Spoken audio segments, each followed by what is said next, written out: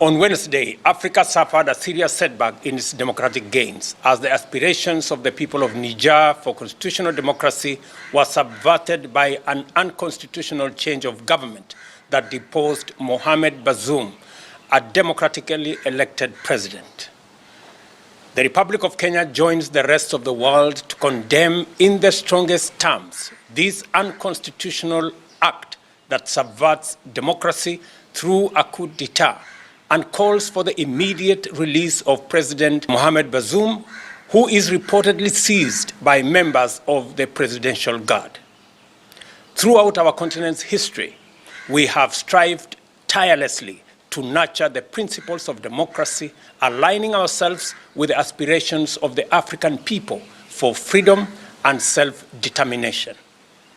This fundamental norm is crystallized in Article 4P of the Constitutive Act of the African Union, which unequivocally condemns and rejects any unconstitutional change of government. The government and the people of Kenya earnestly urge all parties involved to refrain from further escalation that might jeopardize the lives and livelihoods of the people of Niger.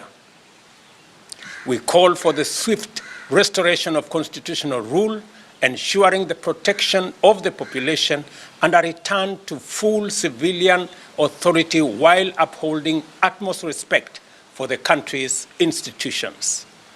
In this moment of strife, we implore all parties to engage in constructive discourse to restore peace in this fraternal nation, which has steadfastly stood as a bulwark against terrorism and its agents in the Sahel region. The resurgence of military coups and attempts to subvert the will of the people on our beloved continent demands a united and global response to hold those responsible accountable for their actions.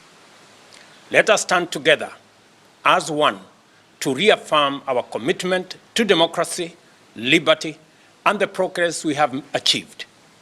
We must remain vigilant, guarding against any slide back into dark days that threaten the hard-fought gains in democracy.